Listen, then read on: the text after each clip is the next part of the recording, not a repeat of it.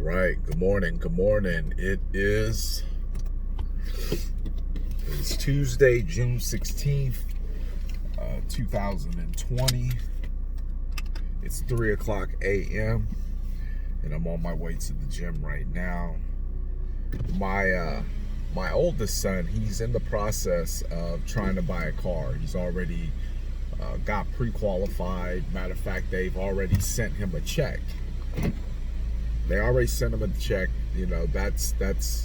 I bought a car using Navy Federal, and they're real good at just cut you check, send it, go shop for the car you want. Let us know what the title, or let us know what the registration is. Let us know what the VIN number is. Bop bop bop, and you're good to go. So he went that direction, and good. You know, he's on his own. He's in. You know, he's at his military base, and he has to make these decisions. And he calls back, and most of the time he'll speak to his mother, and they'll talk about stuff. And I guess if there's something he feels like maybe she can't advise him on, he'll come to me. I'm a little more hard or stern or disciplined in certain areas. And he starts talking to me about a car. And so I automatically go into an analytical mode and start asking him questions. Okay, where did you find the car? You know, what kind of car is it? Why that car? What's the mileage? How much do they want for it? Is it the best deal? I'm basically saying, did you spend some time making sure that you were getting the best thing for you and not just a convenient thing? And at his age, you can almost expect that he was looking at the most convenient thing and then what color it probably was. And that's fine, that's normal. But as his parent, my job, my responsibility is to protect them at all costs, even if it means instead of getting the matte black that he may want, he may have to go with an off-white.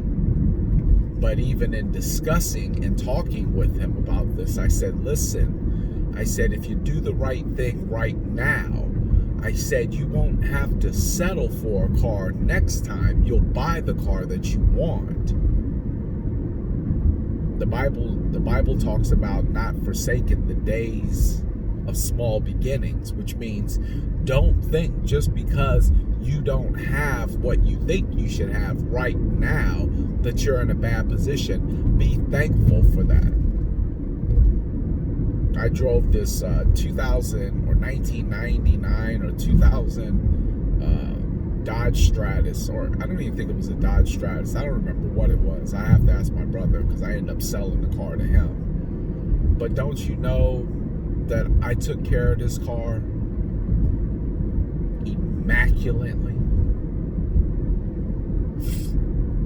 I mean, I took care of this car. I cleaned it, washed it, tinted the windows, took good care of it. End up upgrading, paid all cash. Next car ended up being a Cadillac. I took care of that car. My next car ended up being a Lexus. And I'm not talking about any Lexus. I'm not talking about any Cadillac. When you seen it, you was like, wow. And I just asked him, you know, let's go through this process. Let's make this happen.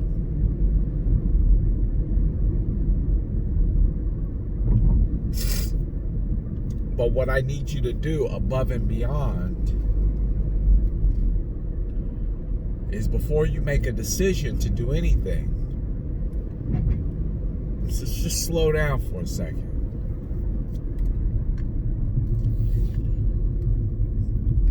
Because I've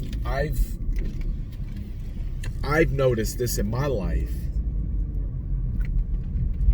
that I'll move through processes so fast that I won't even hear what God told me to do. And then on the other end of it will be something I didn't even want at all. I said, you can get the car, you got the money, you're good to go. I said, but for some reason, everything's not coming in right. And at that moment, I knew we need to step back for a second. We need to ask God how he wants us to get it. We have everything we need. But now we need to ask God, how does he want us to get it? How does he want us to obtain it? And I've realized in times when I would step back, especially when there was big decisions that need to be made, big decisions, and I would step back from my own human thinking, my own human reasoning, and something divine would come over the whole situation that would give me step-by-step direction.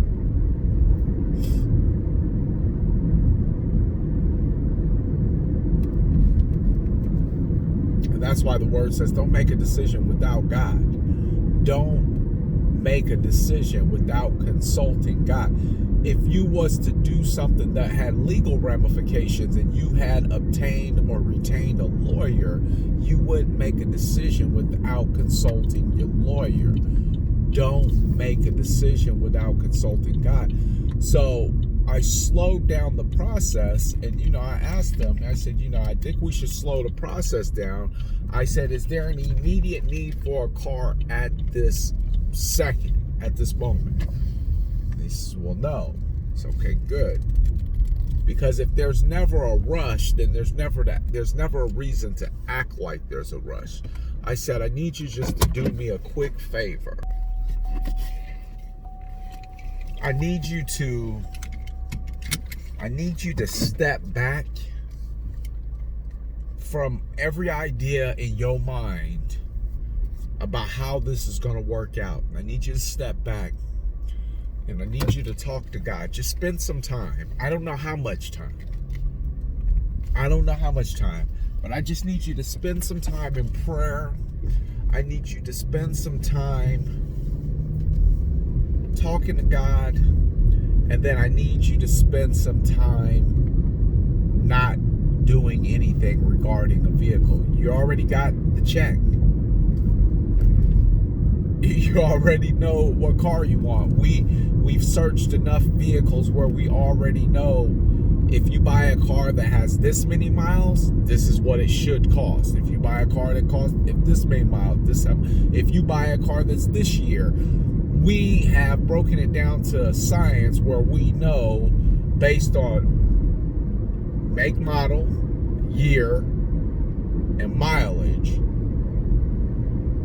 And matter of fact, if this one's got 5,000 miles more than this one, we know that the mileage should be offset by this many dollars. Since we know all that, we have everything lined up. Let's see what he guides you into doing. Because my role as a father is to get into instill in my children that they make decisions,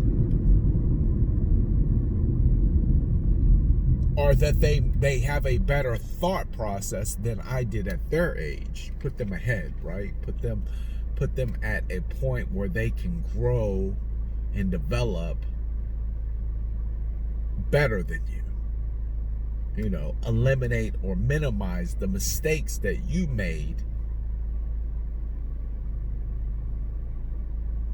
so that maybe the things or the lessons that they really need to learn in life, they can learn those versus repeating the same things that you did. And so, I can't go too far with that story because we're still in the process of that. We're still in the throes of that process. But I said all that to simply say, you have have to trust that whatever is intended for you to do, whatever is intended for your destiny, understand that your knee-jerk reaction is to do this, but under the right guidance and under the right spiritual direction, you may find another route completely. See, like I am working through something that it's not hard, it's just personal, and I have to address it. And the Germaine is a different person than the person who believes in God. The Germaine and me just don't care. I don't care how you feel, what you're talking about. That's the human me. And that's the me that I can't always go to, because that was the me that got me in a lot of trouble. So I have to go to the me that is, what does God say? And I even have to remind myself. I even have to get into my way of thinking and slow down the process sometimes and say, all right, God, I'm taking this to you in prayer. Now that I've taken it to you in prayer, what I'm going to do is I'm going to hang tight and I'm going to wait for you to deliver me an answer. And 9 times out of 10 or 10 times out of 10, it never fails that an answer is delivered. And I have enough spiritual discernment and enough peace inside of me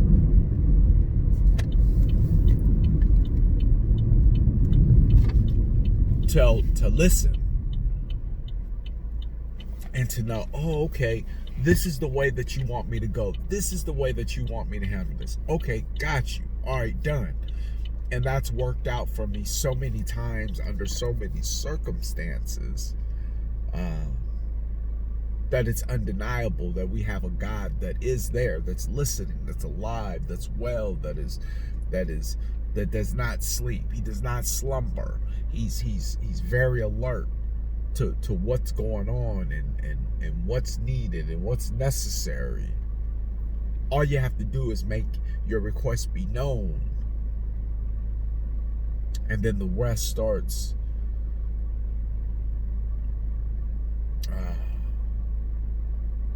working itself out. And that's how you're going to get through a lot of the things that you're dealing with. That's how you're going to find the answers to the problems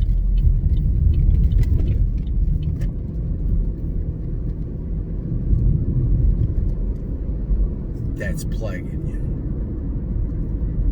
or that's causing unrest inside of you. That alone.